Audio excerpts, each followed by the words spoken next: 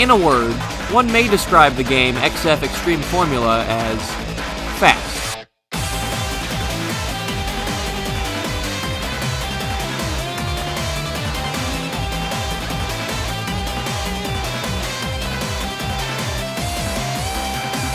And in a few more words, I personally would describe the game as criminally niche and under-publicized. For those of you who clicked on this video with no clue as to what an XF even is, XF Extreme Formula is an anti-gravity racer that takes heavily from games like F-Zero, and was and still is being developed by one Lake Pepper, a Brazilian game developer. Despite only being out in early access, the game is still incredibly good. I myself have been loving the game since the day the initial demo dropped, and have been a fan of Lake's work even before that. Of course, I'm not just here to gush on about how good the game is and why you should go buy and play it on Steam right now, go do it now, go get the game you know you want to right now, go do it! No. I'm here because I had a bit of a challenge in mind with this game. Like basically every other racing game under the sun, unless your name is Uniracers, XF has a whole myriad of vehicles to choose from, each one with their own set of stats. Naturally, this means some vehicles are just better than others. Sometimes, that distinction comes down to a more subjective choice. Do you prefer using a machine with tighter handling, acceleration, but low speed, forcing you to rely more on boosting? Or is your playstyle more so suited to something that has a higher speed stat, but is really unwieldy to steer? Well, if your choice was none of the above, do I have the car for you? Introducing the Avronaut Monton. It's a minivan. You brought a minivan to a racing tournament. How do you think it's gonna go? The answer? Not well. For my money, the Avronaut is easily the worst hoverjet in the game. Stats? Well, let's just take the Never Centauri, a vehicle with actually good stats, and make its best and worst attributes worse. Hardly improve anything else, and voila, you've jumped right from an A tier to an F tier. But what really makes the Monton so bad, you might ask? Well, want to go fast in a race? Good luck getting to top speed with this thing's awful acceleration. Want to take a shortcut on a track's off-road? Or heaven forbid, race on a track with any kind of off-road section to begin with? I hope you don't like having any semblance of grip. Want to turn? You know, the thing you do when the track isn't just a straight line? I hope you don't mind laying off the accelerator for part of that.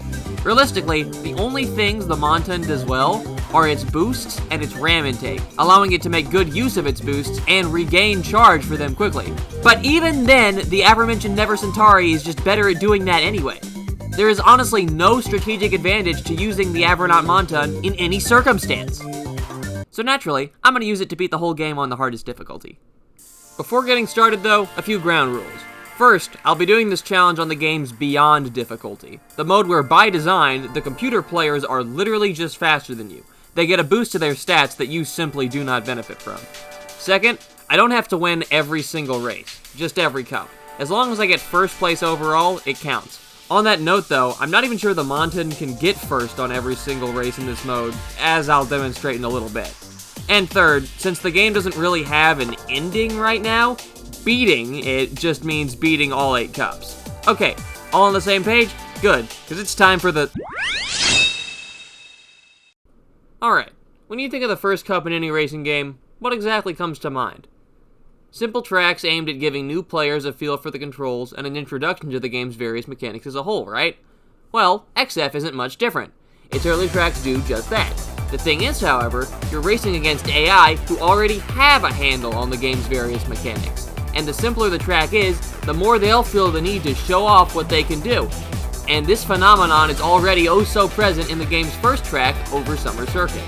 On its own, the track is very simple. Large straightaway, few broad turns, and a loop and an inline twist for a bit of variety. Seems simple, right? Yes, actually, it is simple. Like I just explained, that's the whole problem. The AI here are more than happy to speed right ahead of you on the straight sections, and the Avronaut's own steering is sure to make the seemingly easy turns a challenge as well. This quickly became a problem, as by only the second lap, I had already dropped down to about 20th place. It also didn't help that the Avronaut's bad turning also made precisely nailing the speed pads and O2 pads somewhat difficult. Suffice to say, my first race in this thing was not a good one. I ended up finishing in a pitiful 22nd.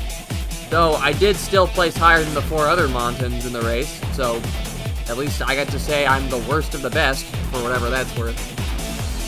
Still, I wasn't out of it yet. Most cups in this game are 5 races long, so I still had a fair shot of making a comeback. Up next was Eclipse Heights, what I consider the game's first 2 track. It was also here that I came to a very surprising but useful revelation. Tubes might be a hidden niche for the Monton. Because you effectively have track on all sides when you're going through them, the Monton's minimal turning stat means it can still hold a very consistent line while counter-strafing through these to build boost. Seeing as this is effectively the tutorial for tubes in this game, they don't last all that long in this track specifically. Hell, this track itself doesn't last all that long in general. It's one of the shortest in the game. Still, the fact that tubes essentially acted as free boost refills, and the fact that the rest of the turns on this track weren't that bad, actually made this one surprisingly easy going. I did have a minor hiccup towards the end, but I recovered quickly, and actually ended up taking first here. That said, I was still nowhere near first overall. That spot currently belonged to the red Kestrel, a rival that would prove constant for the rest of this challenge. Makes sense, as on most tracks, it's generally the car that the game's AI is best at controlling. Keeping with the Eclipse theme, next up was Eclipse Factory, the game's first space track. Space tracks in XF are unique, as without an atmosphere, your hoverjet can't actually propel itself forward through normal means, instead using your O2 reserves to move instead. This means you can accelerate theoretically endlessly, but also means you can't boost when in a vacuum like this. All things considered, the Monton is alright at these tracks. It's got high boost and engine power, so the main thing to really watch out for on these tracks is just not hitting walls and losing speed, which can prove difficult given this thing's abysmal turning. Still, with the track's general simplicity, I held my own and ended up taking second, only losing to the red Kestrel. Yeah, I think I can see where this is going. Going into Deep Sand Canyon, the game's first real off-road showcase, I knew I'd have to place significantly higher than the Kestrel to actually stand a chance in winning this one. Of course, I quickly realized how hard that would be the moment I first touched down on the canyon's water section.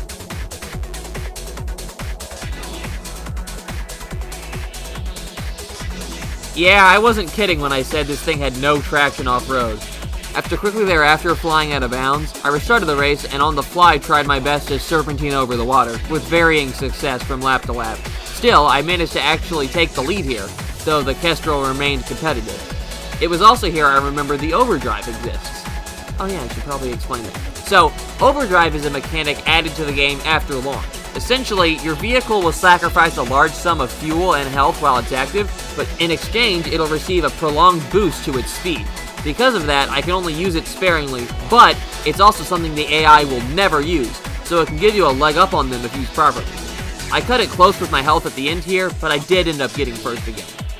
All that was left then was the Cup's final track, and the first single-leg track of the game, Eclipse Highway. Like Eclipse Factory, it's another space track, though this one is all one lap, meaning the only time to boost is right at the start. Honestly, this track was fairly uneventful. I kept my lead up, hit a few walls here and there, but recovered, and did eventually finish in first. It was there then that all I could do was wait and see if the Kestrel would get second. And there it is.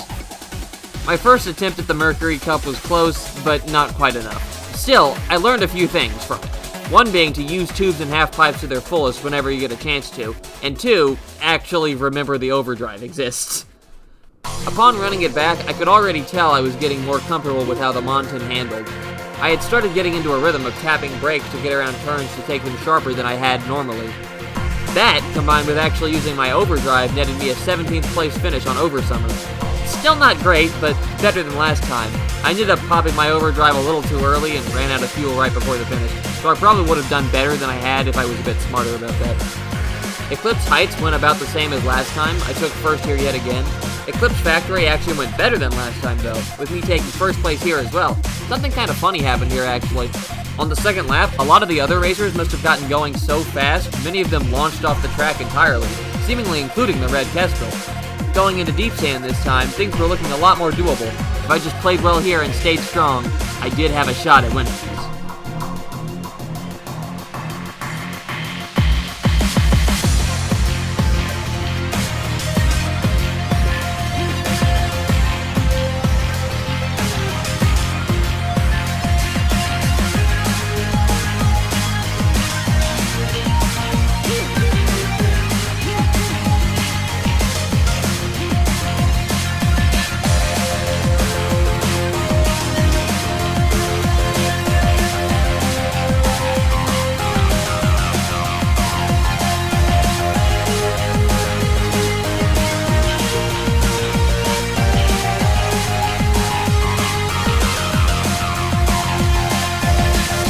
like that, the first of many cups was done. While it had its rough spots, I did think I was starting to get a hang of how this thing controlled. I wasn't super confident for the cups going forward, but I did think I could manage. However, that's just one cup done, with 7 more to go. Fortunately for me, things hadn't been too bad so far, but I had no way of knowing how things would shake up in the... If I'm being honest, not much. Like, no hyperbole here. The Venus Cup was surprisingly the easiest cup in this whole run.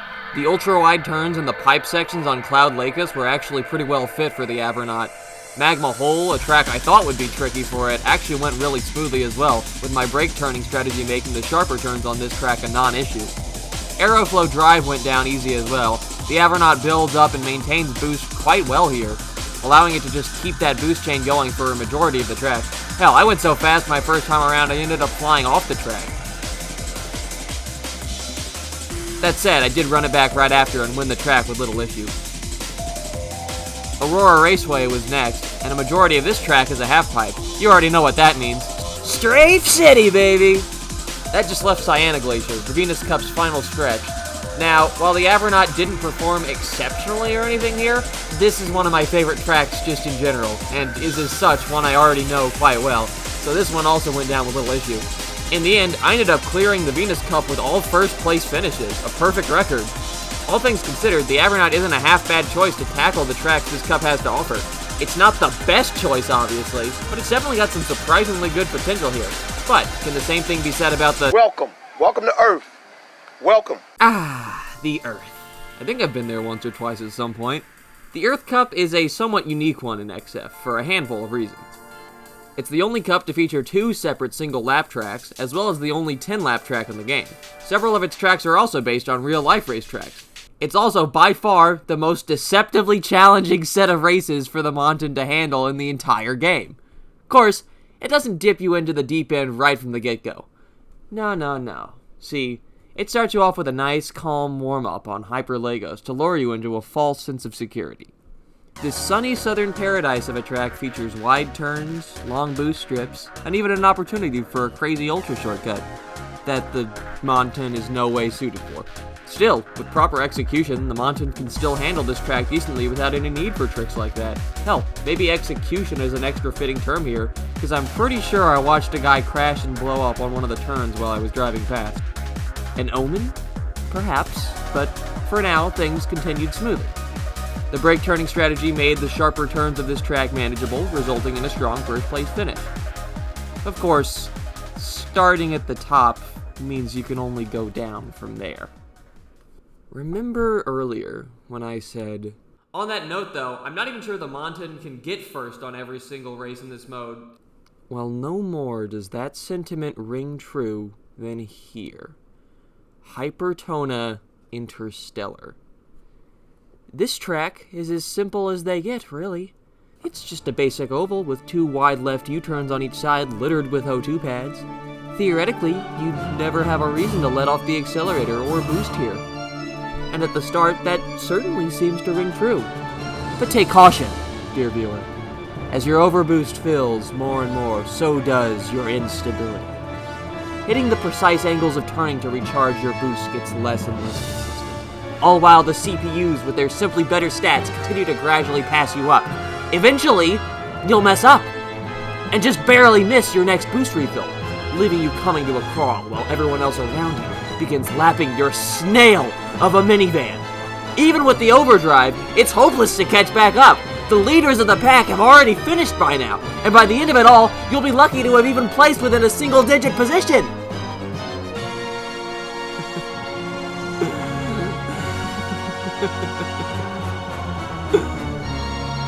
But you're not through the worst of it. No. You're helpless to resist as your rivals sink their fangs and drag you screaming straight into hell. Though for you, the inferno may be a slow burn. You mustn't forget that the moment you arrive, you're already being cooked alive. For a time, you'll be able to keep up with the pack as you strafe along the shallow turns. But find the grass here eats all your speed the moment you touch it. Still, you prevail, for the moment at least. However, when you least expect it, you'll feel the ground below you rise up, throwing you off course and halting your progress in an instant! You better have your lines as tight as can be, else risk falling into the corners. Should that occur, you lose so much of your pace, you might as well forfeit the race on the spot. And the more the race drags on, the more the track turns against you, forcing you further and further back. As boost refills become less plentiful, you'll only sink deeper and deeper into despair, until eventually, you're crushed by not only your opponents, but this twisted track's own unwillingness to give you any sort of edge.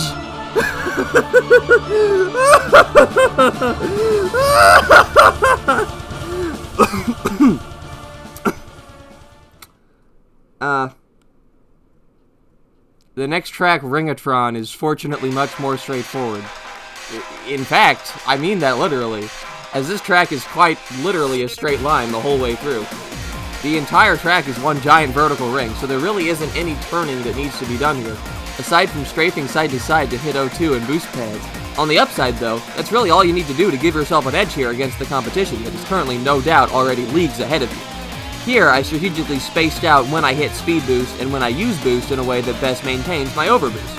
I said boost way too fucking much there. By doing that, I was able to hold a lead through the latter laps, and ended up fortunately getting first here. Unfortunately, my two main rivals, the Red Kestrel and Crosswind, both got second and third, meaning I'd quite literally need a miracle going into the Cup's final track. Hyper Effects, the Earth Cup's virtual finale. This track is one of the most unique in the whole game, partly due to its aesthetic, being a direct reference to the original version of XF, but also because it's the only track with an atmosphere that doesn't actually have any O2 pads, meaning the only way to build boost here is through your RAM intake. This fortunately meant that the Crosswinds, the current overall frontrunner, wouldn't perform well here, as on a track where it can't constantly replenish its boost, its performance is generally quite lackluster. Then, on a positive, replenishing boost via RAM is actually something the Avronaut is quite decent at, meaning that assuming I didn't make any dumb mistakes, this was at least my race to win. Unfortunately, winning a race when you're at a severe point deficit only really matters if the people ahead of you do poorly.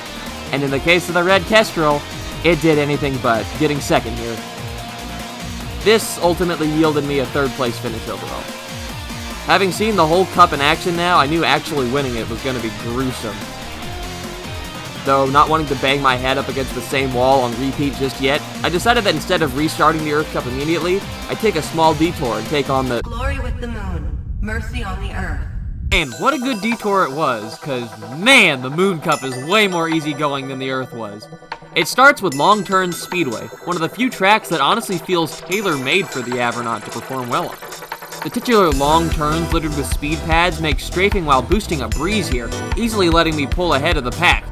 Feels good to be the one actually lapping them for a change of pace. I take first here by a country mile. Next up is the track that was my favorite back when the initial demo dropped, Mare's Fall. That's in no small part to the music, and the name of the track being a reference to one of Blake's other games, Spark the Electric Jester. This track is similar to the last one, though the turns here are noticeably a bit sharper, really forcing me to put the brake turn into good use. This is especially true on this one long turn that doesn't have a railing on it. It used to always throw me off when I first get into this game, and on that note, old habits die hard.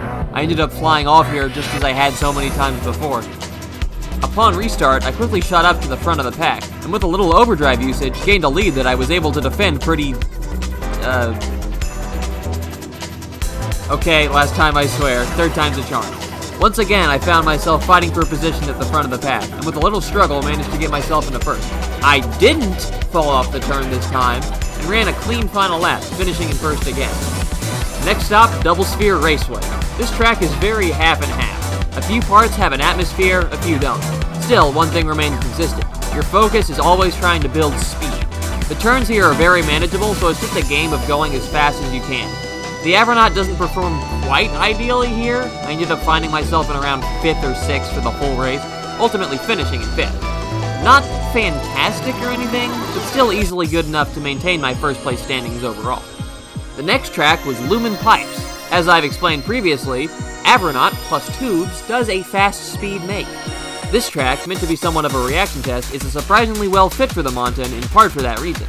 It also helps that a lot of the curves outside of the tube sections are also taken quite widely.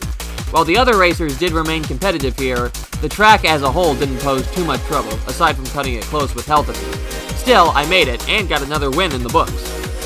With all that done, the Moon Cup had just one track left, Regolith Storm. And, unfortunately, this is where the Avronaut's Moon Cup hot streak comes to an end. This track is somewhat of a perfect counterpick for the Avronaut, mixing together its two biggest weaknesses, off-road sections and the inabilities to utilize its boost. I was slip-sliding all over the place here, with little more than just driving ahead as a means of regaining my speed and traction. Fortunately, unlike other tracks where I was just at a blatant disadvantage, I had quite the point cushion coming into this race, making it less of a do-or-die push for the gold, and more of a scenic little exhibition. I ended up placing 9th here, yielding a first-place victory in the Cup as a whole. So, with that done, what's next? We doing Mars next? Mars is the next Cup after the Moon, right? Hell yeah, I love the Mars Cup. Oh boy, I can't wait for the... Alright, running it back. Earth is clearly going to be a tough one to conquer, but hey, that didn't stop John Terrestrial the Alien, and hell if it's going to stop me either. Hyper Lagos went down just as last time, with a clean first-place opener. On to Hypertona, it was here I tried my hand at a new technique, Whisper Boost. It's a hidden mechanic in which you stop accelerating but still use the boost, increasing your turning radius while still maintaining your speed. It didn't exactly pan out here, with me taking 14th, position lower than last time, but I still had a shot of bringing it back in the later races.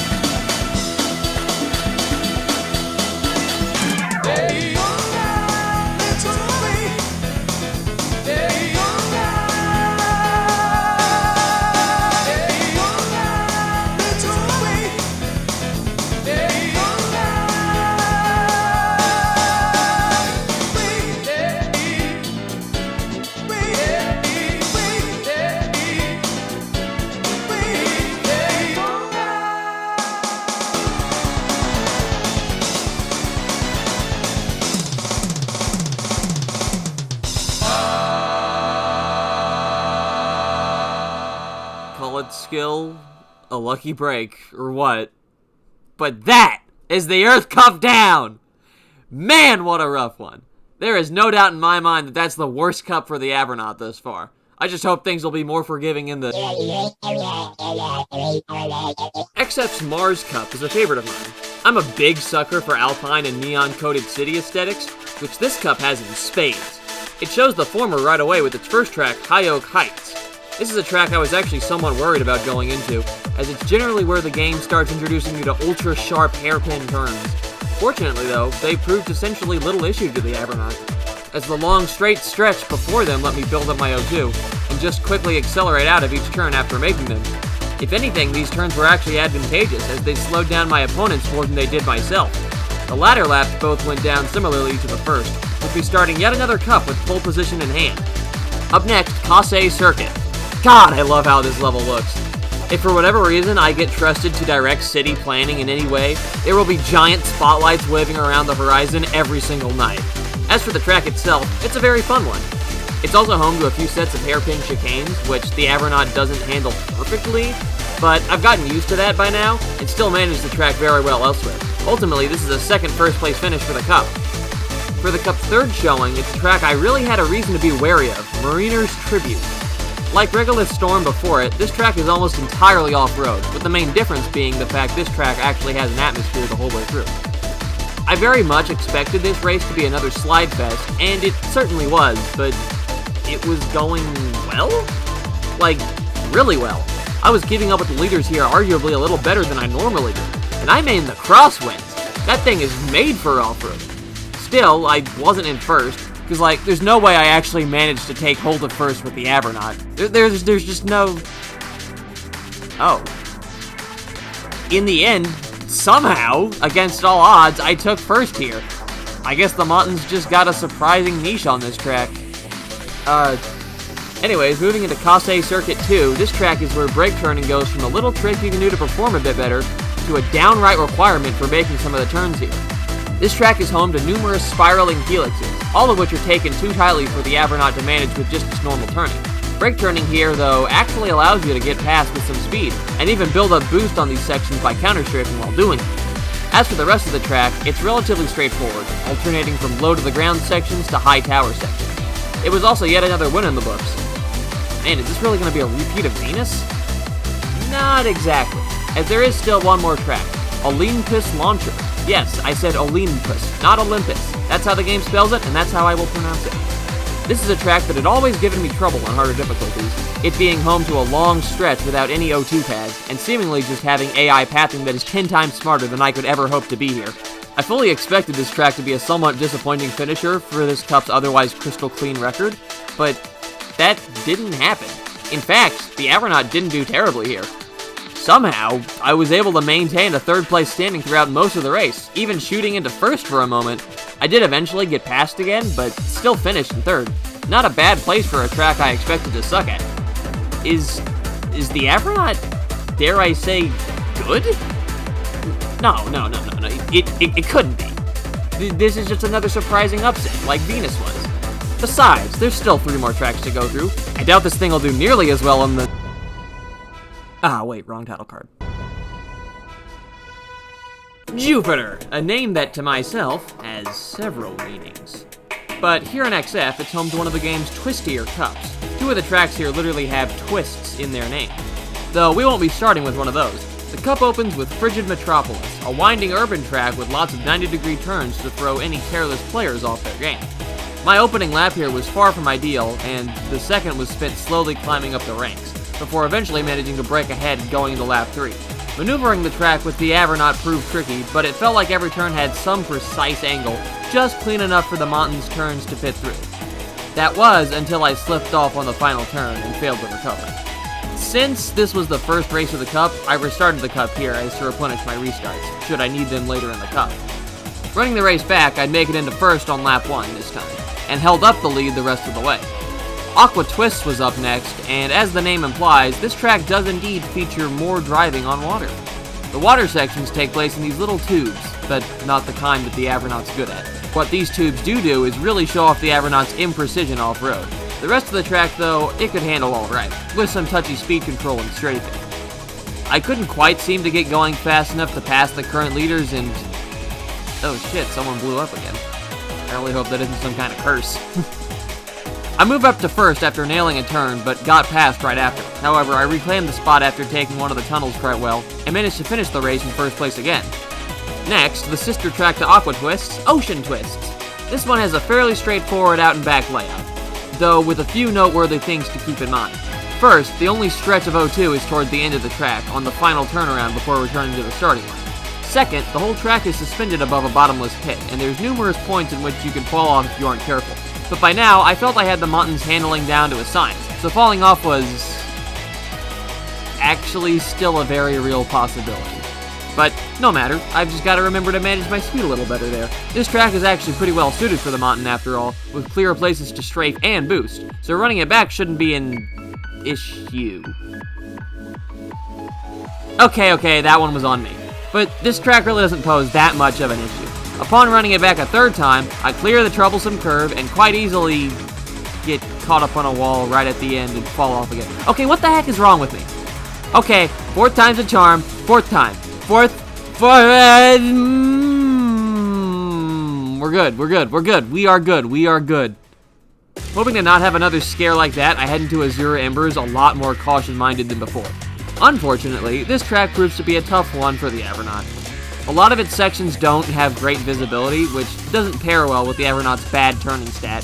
I had yet another scare here, almost falling into the insta-kill magma, though I fortunately clutched up and latched onto a wall, saving myself in the process. The rest of the race didn't go fantastic either.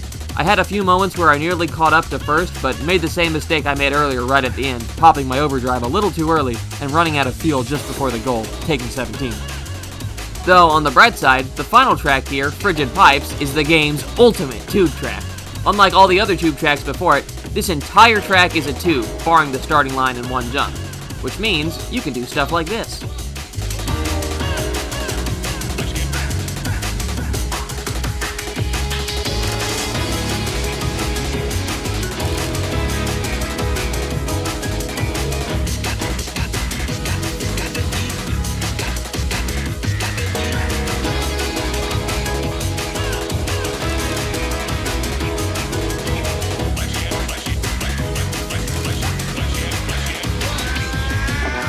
This final track goes down easy, putting yet another win in the books. We're down to the final two tracks the game has to offer. The last couple haven't posed too great a challenge for the Avronaut to overcome, but will that change in the... What's this motherfucking thing? The Saturn Cup? Leading the penultimate cup is Floating Haze, a track high above Saturn's cloud tops. The first lap here was somewhat of a struggle for the top, though come lap 2 I had made it into first. This is another track where with proper handling and brake turning, the Monton can actually build boost pretty nicely, so I managed to maintain my lead here up until the end. Krakenaria X was up next. This is actually a somewhat compact track as far as this game's tracks go, having a short but very twisted layout, weaving up and over itself. It doesn't give too many opportunities to charge your O2 aside from at the end, and does feature some slightly troublesome sharp 180s, though by now I've gotten more than accustomed to dealing with that sort of stuff. This track is yet another to go down without much issue. Returning to the cloud tops, it's Penumbra Haze. This is, in layman's terms, the cooler floating haze. It's got the falling sections, the long winding turns, and the various points you have to maneuver without any railings. But it's just cooler, what can I say? It's also got this neat visual gimmick as the laps go on where the sky and clouds around you get darker, seemingly as the environment turns to night. It's also, for the purposes of this challenge, a lot harder than Floating Haze, as the Avronaut has a much harder time keeping up here. No matter what I tried, I just couldn't pull ahead of the Red Kestrel here, and ultimately got stuck with second in the end. Not a disappointing finish, but not ideal, especially going into the next track. Krakenaria Y. Well, nice things can't always last forever. To put it bluntly, this is not a good track for the Avronaut, at all. This track's whole deal is finding a precise, thin, optimal line between patches of grassy off-road. In other words, it's the anti-grav version of the Swamp Realm. If you understand what I'm referencing, I'll heart your comment. Even with brake turning and whisper boosting, the Avronaut is too imprecise to both keep its speed and stay in the line effectively here, resulting in me placing in 16th. To finish off the cup is Mobinara. Think Ringatron from earlier, but it's a Mobius strip. Much like that track, Mobinara is a quite simple one, and is also one that the Avronaut is quite decent at. There's no real turning involved here, so it's just a game of hitting every O2 and speed pad that comes your way. You do have to monitor your speed when going around the outward-facing bends as to not fly off, otherwise the word here is go. I won this race too, also winning the cup as a whole. Man, considering how Earth went, I was really expecting these later cups to be more of a challenge, but they've all been surprisingly doable, barring a few select tracks, of course. Still, the game's not done yet, as there is still one cup left. Whatever stops the game has yet to pull out, they'll have to be in the...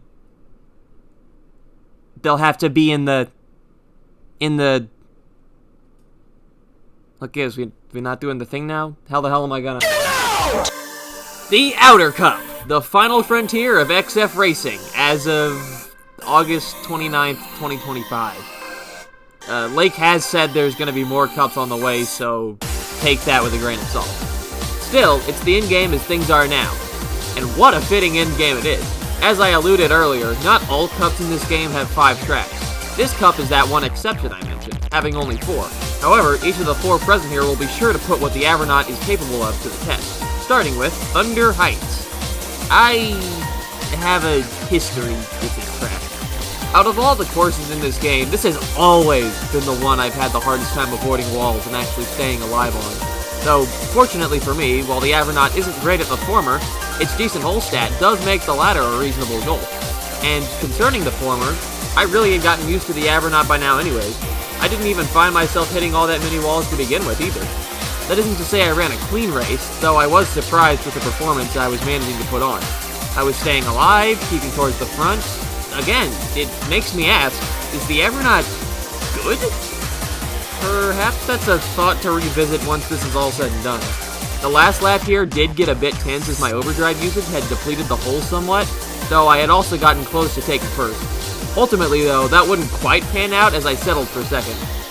Man, that race took me several attempts when I did it with the TriStar, though I did actually manage to get first with that thing. A topic for another time, I suppose. The Cup's second quarter is dedicated to Frozen Giant. Hey, I know this place, it's the track from my channel banner. Frozen Giant, as the name implies, is a very cold track. That's a feature of note in XF, as in this game, a colder engine actually performs significantly better than a hot one. This leads to boosts and speed pads on the track giving you even more speed than normal.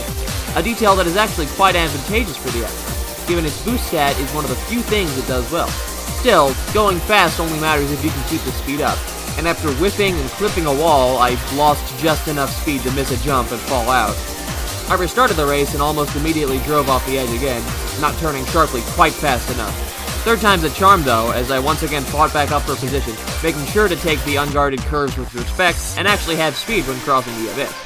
I nearly took first here, though a last-second pass from the Red Kestrel yielded second a second time. Going into the game's semi-final track, 12 minutes, I was quite curious with how the Monton would perform here. This is this game's ultimate space track, which can be something the Monton does well, though it's also by far the twistiest of all of them. And with the inability to quickly accelerate after slowing for a turn, I wasn't sure how this one would go. I instinctively wanted to believe poorly, though the Monton's surprising recent performance made me unsure of what to think. Avoiding walls was definitely a challenge here, though not quite as bad of one as it could be. There was even a moment I managed to hold first. Still though, when it ultimately came down to it, there was a handful of select turns the Avronaut just felt magnetized to, that I couldn't seem to avoid, even knowing they were coming. And if I could, it meant slowing significantly. I still kept headstrong and got yet another second place finish. I'll be honest when I say I didn't expect to be doing this well here. Yeah, I hadn't won any race here yet, but for the first 3 races, there was a different winner on each, meaning overall I did still have the top spot. Though, surely the game's final track would pose a proper challenge, right? It's the final gauntlet, the Rainbow Road, a track known simply as Hawkland. Well, yes and no. You see, Hawkland is everything a final track in a racing game should be. Long, intricate, challenging, and most of all, a test of all the skills instilled to the player over the course of the game. Hawkland does all of these things. As a matter of fact, I'd go as far as to say Hawkland is a near-perfect embodiment of XF's core gameplay. And XF, at its core, is fast.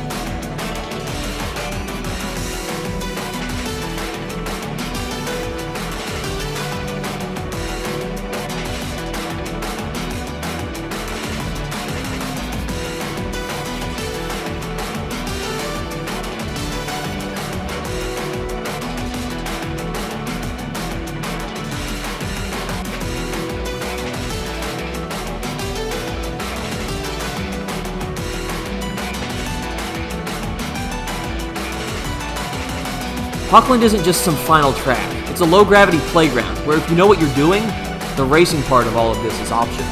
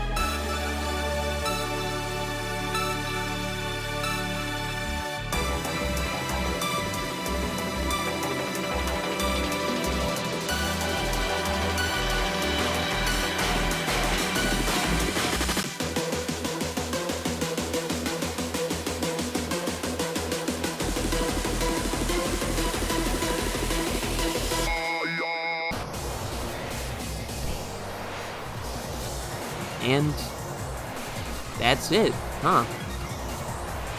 I'm happy, though I'd be lying if I said I didn't expect a little more, especially after coming through hell and back. To revisit what I said earlier, though, I do think it's fair yet again to ask the question, is the Avronaut Monton actually good? No. Okay, well, kinda, but also no. Having completed this challenge, I do think it's still a bad option, so to speak, though it can be used well with the right technique. Doing so requires a constant fine-tuning of your lines and the use of a fair few techniques that the average player might not want to go out of the way to learn. It's also worth noting that these techniques like brake turning and whisper boosting aren't exclusive to the Avronaut. Any hoverjet can do them, and most arguably would get more out of them if used right. It also doesn't help that there are just some tracks the Avronaut just straight up can't win on, and also the fact that the Never Centauri exists. But, you know what? That's okay. Who cares if the Avronaut is bad? As demonstrated, it's at least certainly not unusably so. Plus, taking on the game with it makes for a damn fun challenge run. It really asks you to know the tracks that you're diving into, and the mechanics of a game that's just so much damn fun to learn. Yeah, it's no Centauri, no Crosswinds, no Taurus, no Kestrel, or whatever. It's a minivan in a racing tournament. But goddamn, is it one other thing as well.